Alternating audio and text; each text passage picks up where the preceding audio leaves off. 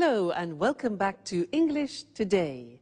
This is DVD 11 and the third DVD of your lower intermediate level. And in this DVD, we'll begin with another 2 episodes of the story That's Life, followed by our special TV programs where we will look at climactic change. And then in our cooking program, we'll talk about planning meals. Then, in the grammar section, we're going to do some more work on the modal verbs can, might, and must, and the concept of probability and possibility. We'll also be studying the grammatical form used to. Okay? So, I hope you enjoy yourselves.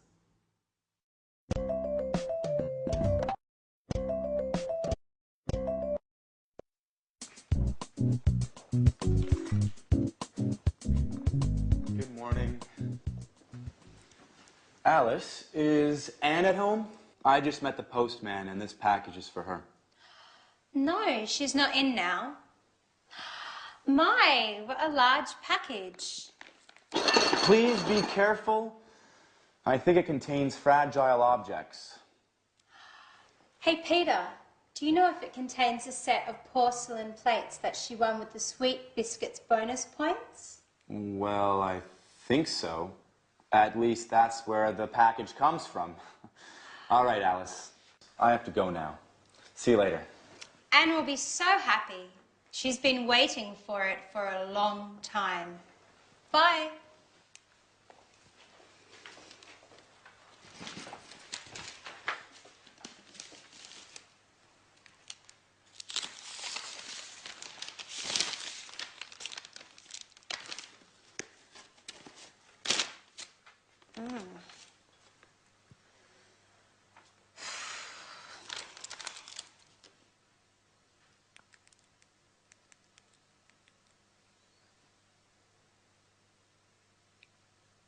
Hello, Anne.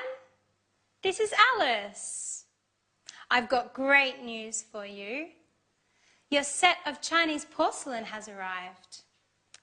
They're beautiful. No, I opened it. I'm sorry, Anne. I just couldn't resist. Oh no, Anne, I'm so sorry. It broke. Okay. I'm not allowed to touch any more plates. You're absolutely right. I'm so sorry. Bye.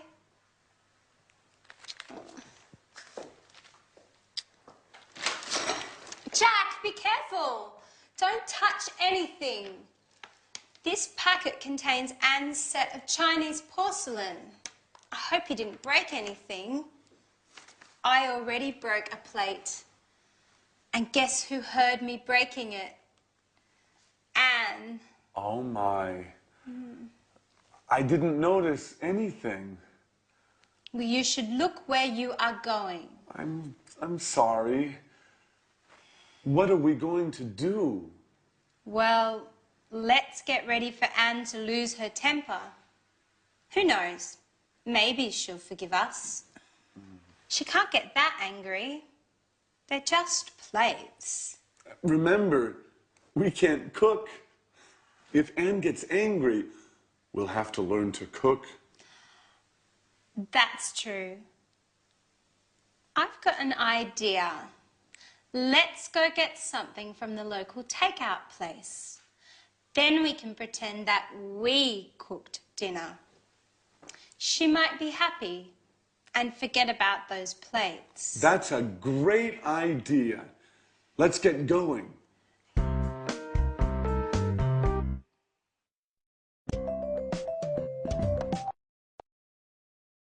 Hello and welcome back again to your live English language program. And I want to talk to you more about can. Now, how do you express can in the future or in the past? Can in the future. Do we say I will can? What do we say in the past? Now this is interesting because it's very strange. We use the verb to be able to. That's what I want to look at now with you on the language screen. To be able to. Isn't that strange? We have learned to use can in the present.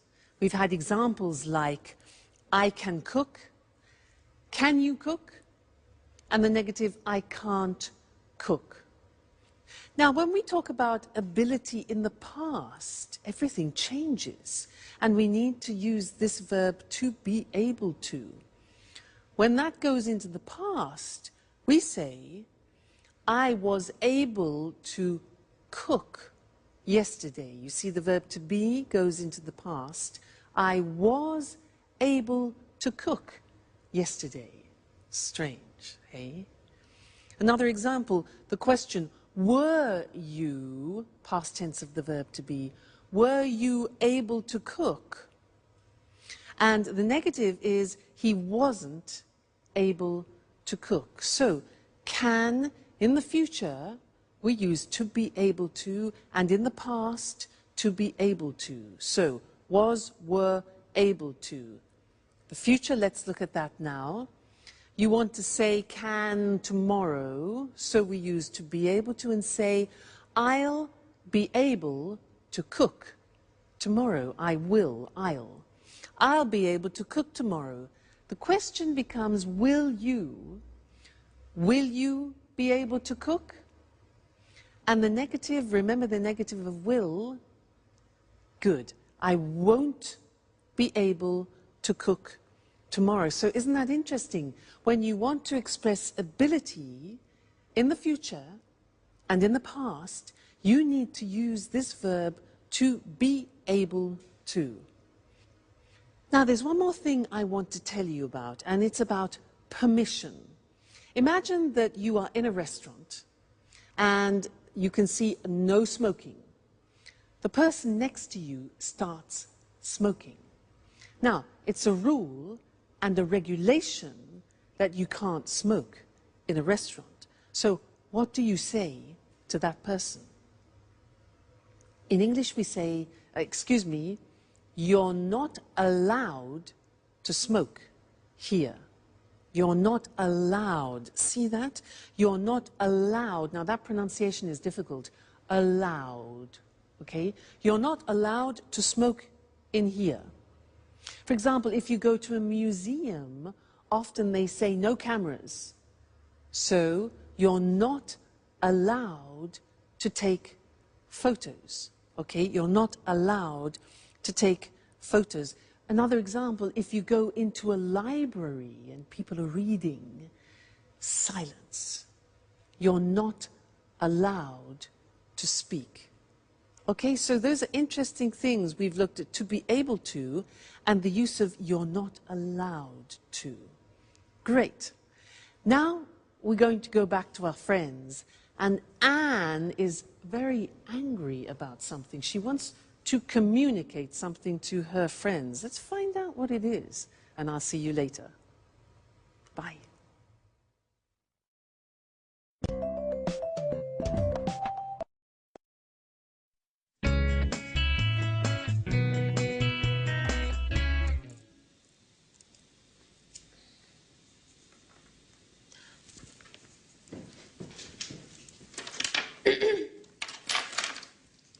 Hi, Anne.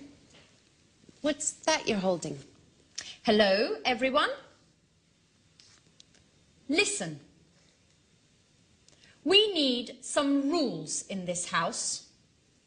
Living together means obeying some rules. I've written this list of house rules that every person who spends time in this house must follow. No one is allowed to leave this living room until they read and memorize these rules. Bad day, huh? She's right, Jack. Anyway, Anne, dear, what about these house rules? First of all, don't call me Anne, dear. Now listen. Rule number 1. You must never, and I stress never, open my post. Rule number 2. From now on, clean the house at least once a week. Rule number 3. We have to take turns washing up. Rule number 4. Okay. We understand. You must be angry. Well, yes, Jack. I'm very, very angry. I was really looking forward to getting that set of Chinese plates. I saved bonus points for a year eating the same stupid biscuits, which, for your information, I can't stand anymore. I just kept eating and buying them in order to get the set of Chinese porcelain. All for nothing. Oh, please forgive us, Anne. Just tell us where to go and we'll buy you a new set. Well, that's not possible. They were handcrafted in Shanghai. And they cost a fortune. Okay, we'll do our best to make it up. Somehow. Now sit down, Anne. You must be exhausted. Jack and I made dinner for you. You don't have to do anything. We thought of everything. Really? What? You made dinner for me? Yes, Anne. It was the least we could do. Well, okay. I'll forgive you this time. But I warn both of you that I want more discipline in this house. You can't do what you want all the time. We need some rules. Oh, don't roll your eyes while I'm speaking to you. Okay, Anne. You're right. Rules are important. But it's also important to laugh a little. Oh, ha, ha, ha.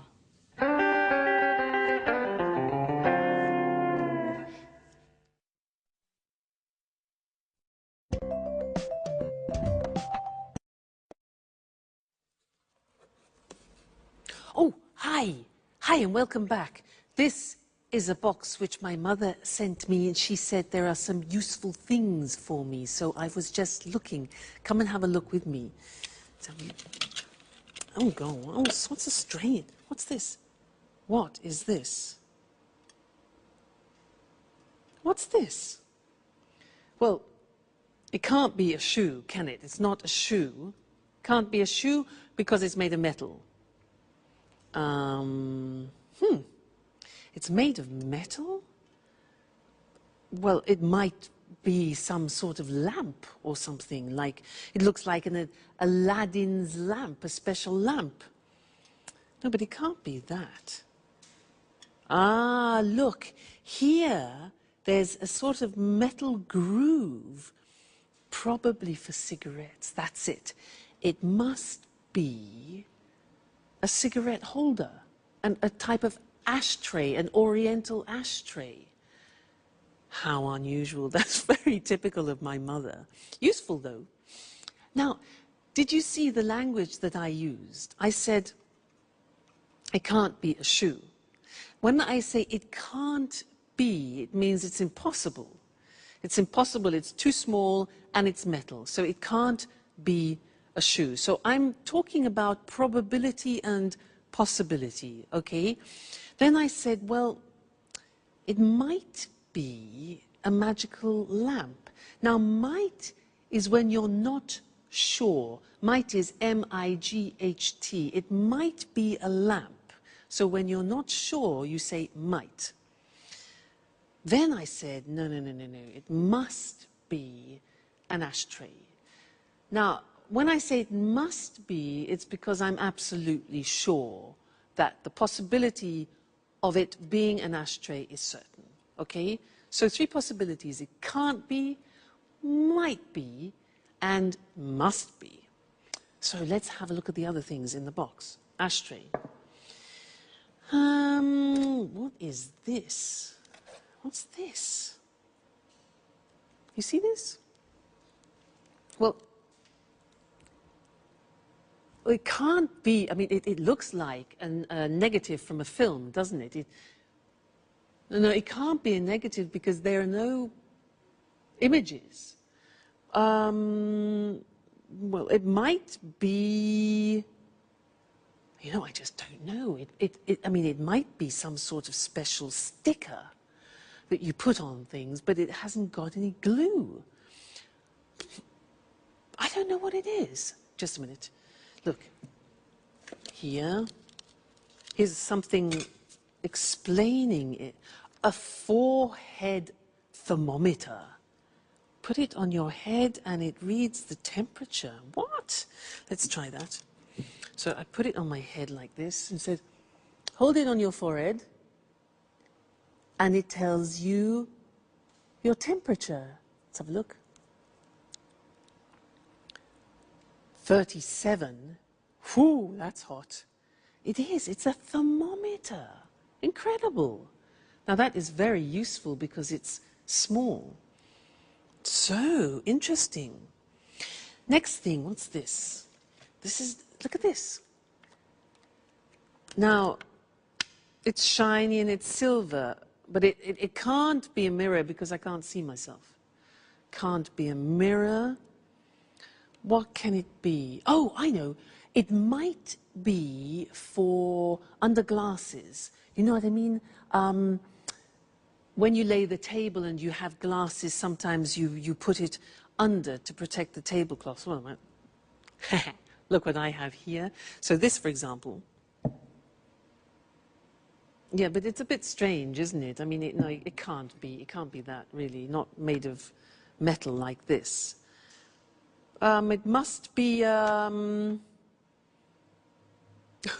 don't know again. Wait a minute. Here's the box. A drop stop. A drop stop. It must be something for pouring then.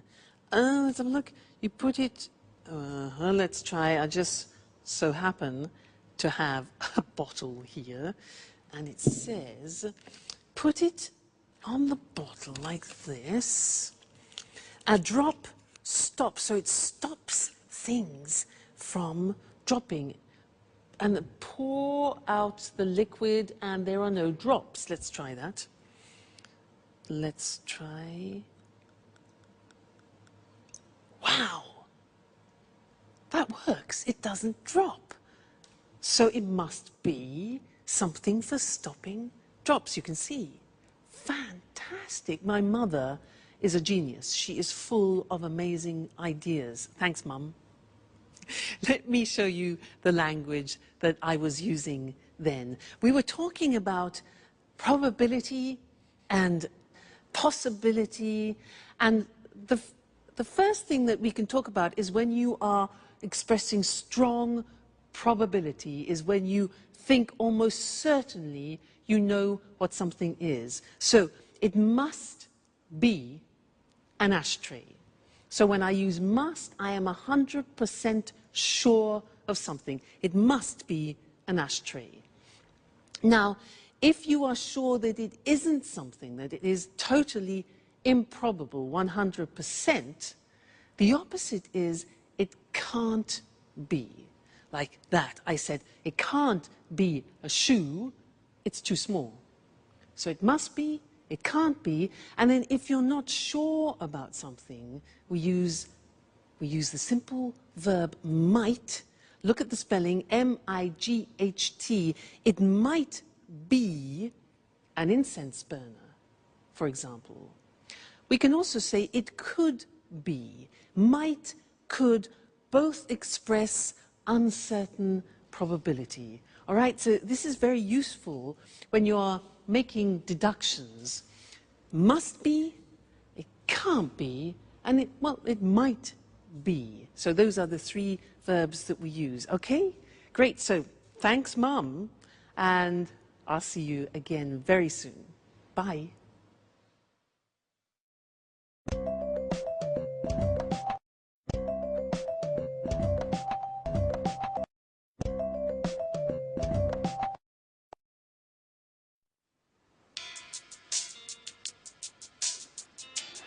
Hi, everybody. What's on TV? Jack, just a minute. It's almost finished. Excuse me.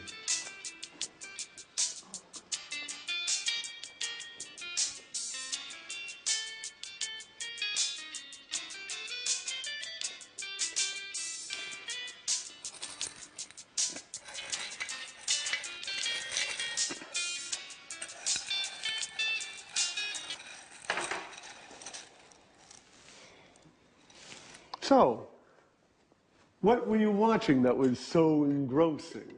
It was an extremely interesting documentary about Picasso's life. There were lots of details about some of his stranger habits. Did you know that Picasso preferred painting women with 4 eyes? No, I had no idea. And that he had lots of different types of dogs. He used to give only dogs to his friends. Strange, isn't it? And that he liked eating Italian cake at Christmas. Well, I also go crazy for Italian cake at Christmas, and my name isn't Picasso. By the way, where is our resident artist, Alice? She left early this morning. She said that she had something important to do. She wouldn't tell me what. But she did say it was none of my business. You know how she is. That's strange. She usually leaves late. Well, as a matter of fact, she was very serious this morning. She told me she had a headache, but I didn't believe her. Oh, look. But it's getting late. I'm starting to get worried. Don't play Mom, Anne. Alice is a big girl now. I know. But it's just that she didn't tell me she would be late. In fact, she asked me if I would be late today. Just a moment. A few days ago, Alice told me that she wanted to enter a painting contest. She said she thought it was her big chance. Maybe that's where she is today. Well, you're probably right. But it's almost midnight. I don't think contests last that long. Why not? We all know that artists are a little crazy. Picasso was a perfect example. That's true. You know something about being crazy, Jack, don't you?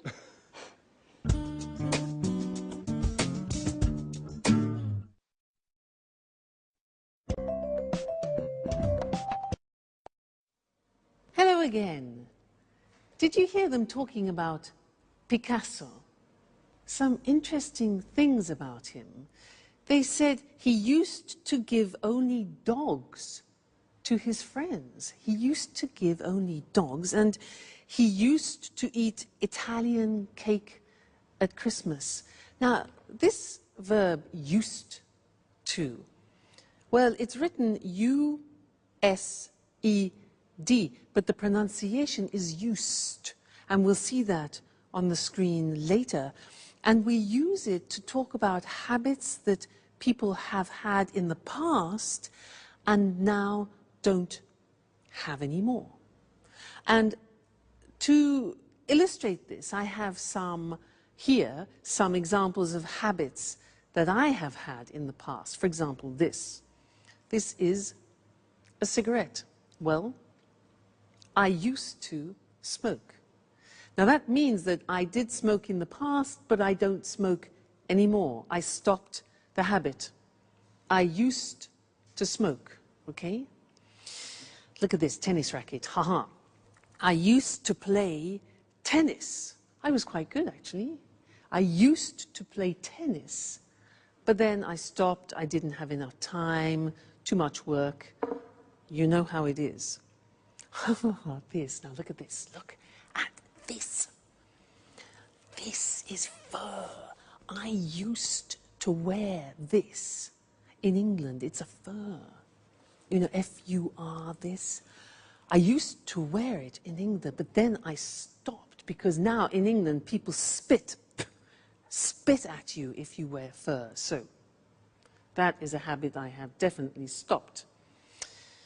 Now these are vitamins. Now, I didn't used to take vitamins in the past. I didn't used to, but then my mother, my mother's fantastic. She explained how useful they can be, so now I do, but in the past I didn't used to. And this opera, yeah, another thing, opera. I didn't used to listen to opera, but now I just love it. So I listen to it a lot. Okay, so there were some examples for you of used to. Let's go and look at the different forms on the board now. So, when we speak about habits that we had in the past and we don't have now, we use used to. Look at the spelling. It's U-S-E-D and then T-O. But the pronunciation is not used, it's used. Unusual. Used. Okay? So the example is I used to smoke. And that's for all the subject forms. I used to, you used to, he used to, she used to, we used to, they used to. Okay? So I used to smoke. I used to play tennis. I used to wear fur. Okay? Pronunciation used. Now, in the negative, we use the auxiliary did. So I didn't use. Notice we take off the D because it's the infinitive. I didn't use to take vitamins. And I didn't use to listen to the opera. And the question form is easy. It's did you use to do a lot of sports? Did you used to stay in bed until midday? I remember that. So if you think about your lives and about habits that you had in the past and you don't have now, when you talk about those to people, that's what you use. I used to smoke, but I don't anymore. I used to play tennis, but now I'm too busy. All right, so very important for describing past habits, used to. Great. That's the lesson for now, and I'll see you again very soon. Bye.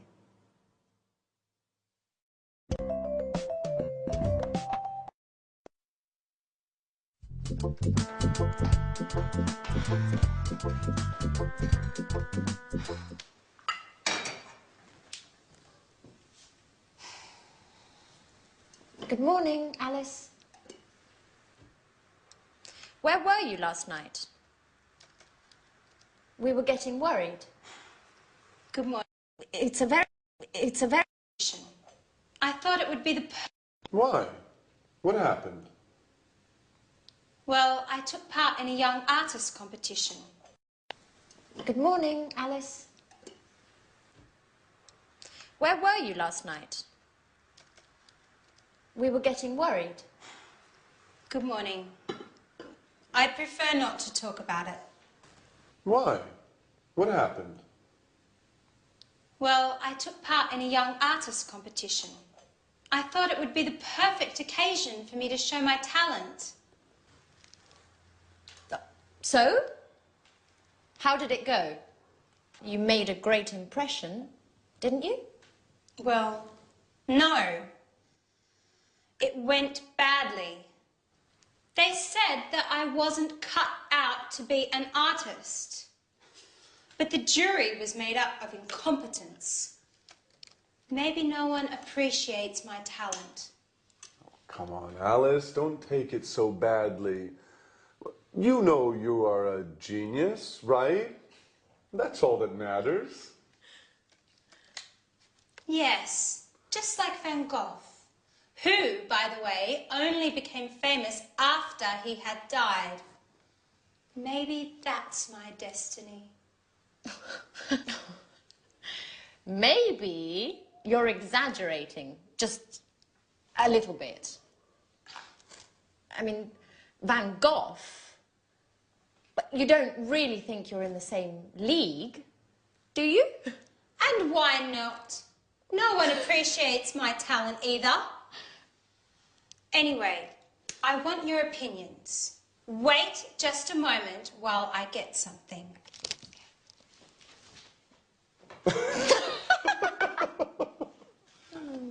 Oh, my goodness.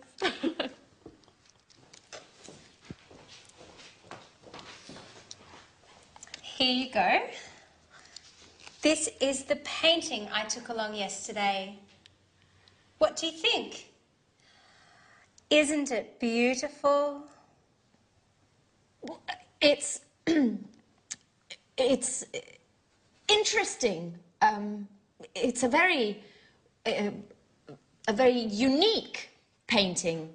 Yes, unique is the right word. Alice, you know I don't really understand art, don't you? What does it represent?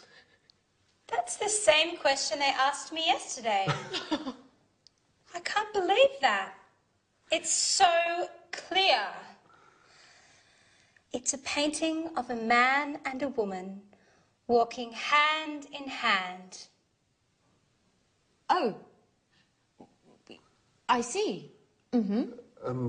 Well, the truth is, it's a bit difficult to see. I mean, at first glance, it looks like a whole lot of mixed up colors. Come on, Jack. You just don't understand abstract art, do you? Well, now I understand that neither of you has any appreciation of fine art.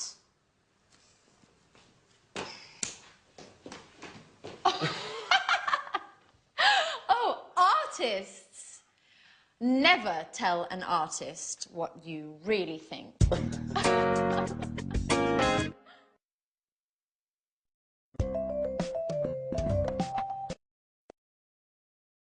Hello again to you and welcome back for some more English.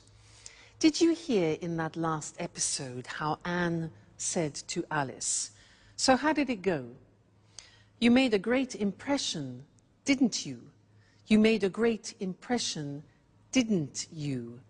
Do you remember that grammatical form, didn't you? A question tag, yeah?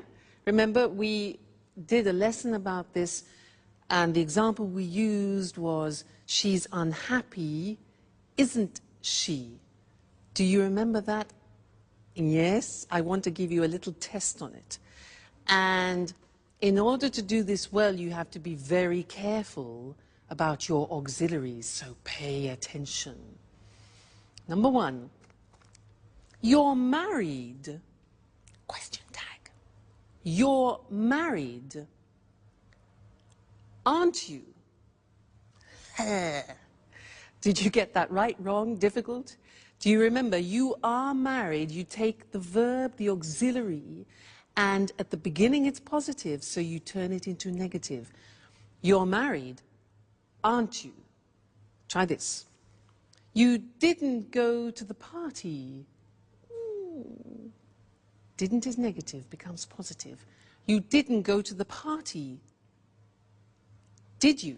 Great. Next one. He lives in Paris. He lives in Paris. Lives, simple present. Auxiliary. Yeah. Doesn't he?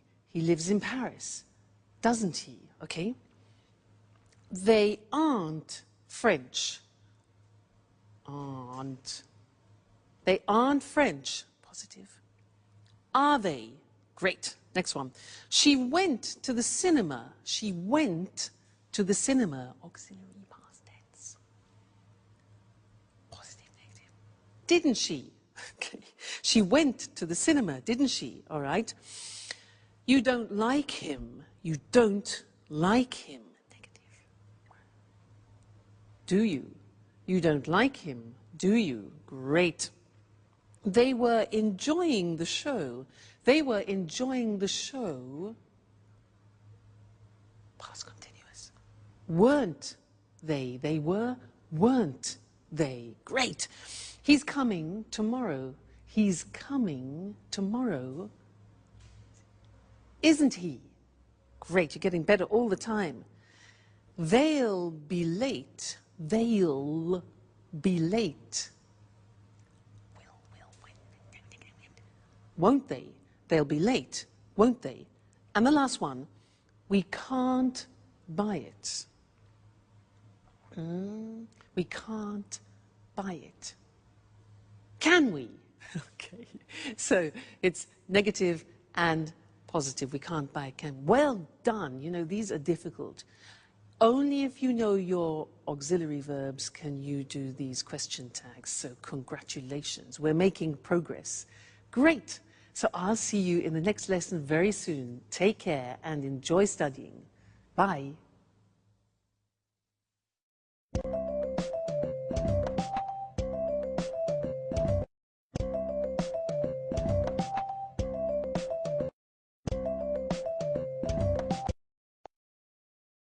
Good morning. Welcome to this week's edition of Climate Change. In the studio with me is our weather expert, Susan Thurley. Good morning, Eric. Well, Susan, there's a lot of talk these days about climate change. Could you explain exactly what is happening? Of course. You know, the first thing to stress is that the Earth's climate is always changing. In the past, this happened due to natural causes. I mean, the atmosphere and the Earth's climate changed naturally. Now things are different. Scientists believe that climate change today is a result of man's activities, our activities. And why are scientists so worried about this climate change? Well, before I answer that question, I'd like to talk a little about what we call the greenhouse effect. Certainly. Scientists often talk about the greenhouse effect. What is this exactly? The greenhouse effect is very important for the world's weather. Greenhouse gases help to capture the energy we receive from the sun. They keep the Earth warm. Without these gases, the world would be a colder place, and our lives would be very different. Well, if the greenhouse effect is so useful for the Earth, why do scientists talk about it nowadays as if it's something dangerous? It's the extra greenhouse gases that are dangerous. Our way of life, cars, factories, central heating, is producing too much of these greenhouse gases. These gases are trapping more and more of the sun's energy, and the world's becoming warmer. Is carbon dioxide one of these gases? Yes, carbon dioxide, CO2, is one of the main greenhouse gases. Carbon dioxide is produced when we burn coal and natural gas. The problem is that over the years, the concentration of carbon dioxide in the atmosphere has increased enormously. So, to stop global warming, we need to use less coal and natural gases. Exactly. But not only that, we also need to plant more trees, and we must stop destroying our forests because they take carbon dioxide out of the air. Is there anything else we can do? Well, governments around the world need to encourage the use of renewable energy sources. Solar panels can use the sun's energy. Wind turbines can generate electricity from the wind. And hydroelectric power plants can use water to generate electricity. Renewable energy is becoming popular today, isn't it? Yes, it is. But there's still a long way to go. Okay, Susan, one last question. What are the consequences of climate change? Well, higher average temperatures around the world. You know, even a small change in temperature, even a 1-degree increase, can cause the sea level to rise as the polar ice caps melt. In fact, this is already happening. Other consequences: more rainfall in some parts of the world and less in others. More extreme weather conditions, stronger hurricanes and typhoons. So, this is definitely a serious issue. We mustn't underestimate the importance of climate change, and we need to use more renewable energy. Well, thanks to Susan for your clear explanation of the problems. Thank you. Goodbye. And goodbye. And see you again next week for another edition of Climate Change.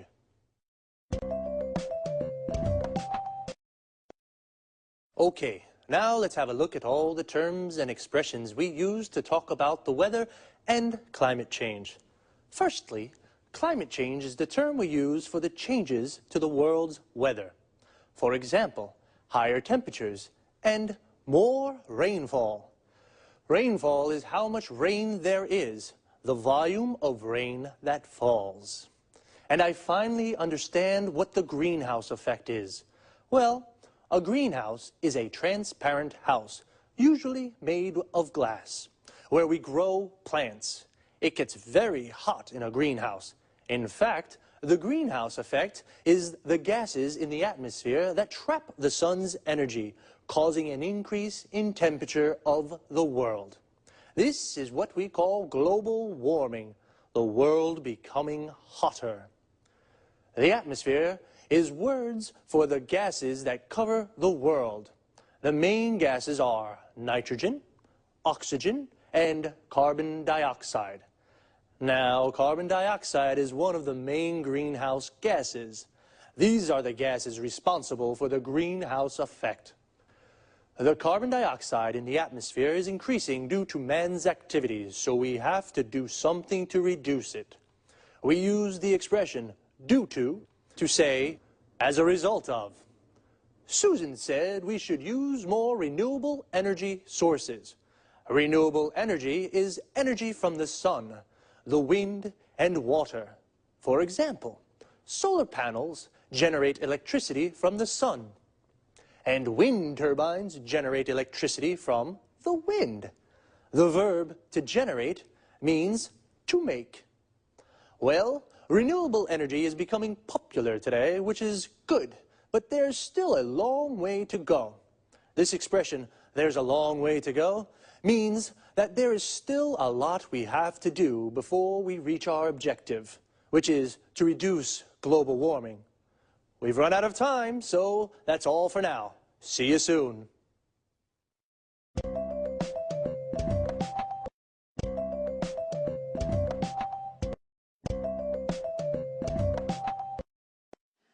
Welcome to Cooking Today.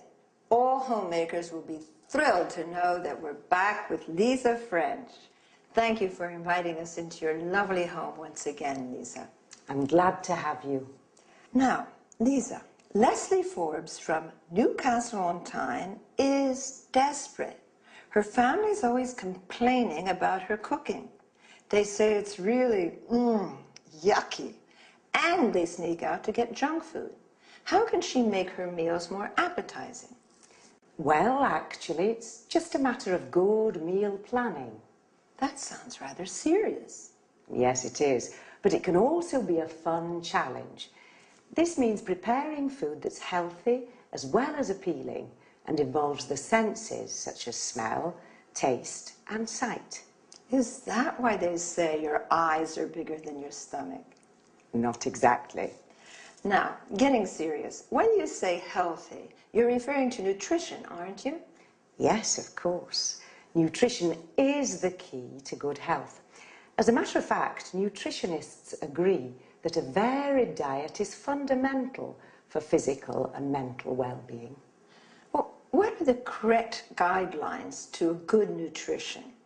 As you can see, I have an example of a food pyramid here. These 6 main food groups contain the nutrients essential to a well-balanced diet. Why a pyramid? Because it enables us to understand the correct number of servings per day. Can you give an example? Certainly. You see, the largest group includes bread, cereal, rice, and pasta. Then, going up the pyramid, you find fruits and vegetables, then meats and dairy products. What's at the top? You mean here? These are fats, oils, and sweets, which, although essential to the diet, must be eaten in moderate quantities. Now, going back to Leslie's request, how can she make tasty meals for her family? If she hasn't much time for shopping, she can make a weekly plan. Besides a correct diet, she must consider the likes and dislikes of her family. You're telling me. In my family, my son hated beans and my daughter was allergic to milk. That's a common problem. The thing is to compensate with food belonging to the same group or supplements. Really? That's good to know. A little secret. If you truly enjoy preparing meals, then your family will probably enjoy eating them. How can I get my family to enjoy my cooking? Just be creative. Think like an artist. Play with the colours, shapes and texture of food. Oh my gosh, how time flies. We've got to wind this up. Lisa, thank you for inviting us into your home again. It's been a pleasure being here. Thank you for coming.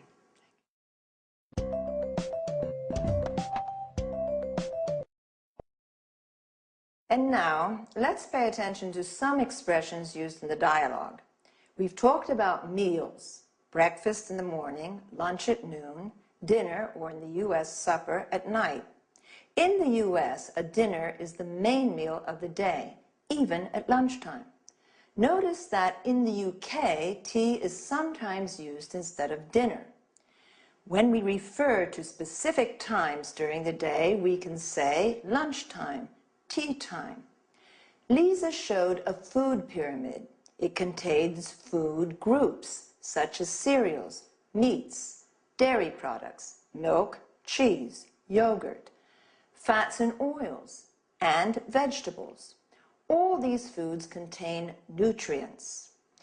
Then some positive adjectives used to define food are appetizing and healthy, while yucky is something rather disgusting.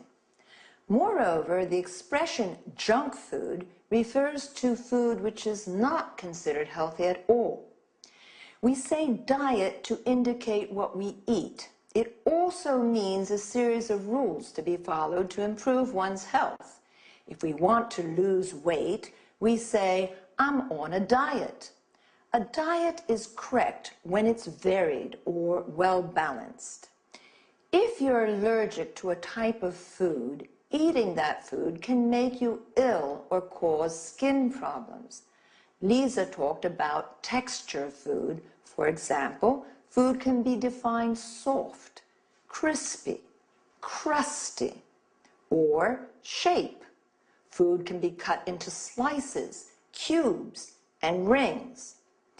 During the interview, I quoted a common way of expressing that somebody has put more food on their plates than they're actually able to eat. Your eyes are bigger than your stomach. All right, that's all this week. Bye-bye.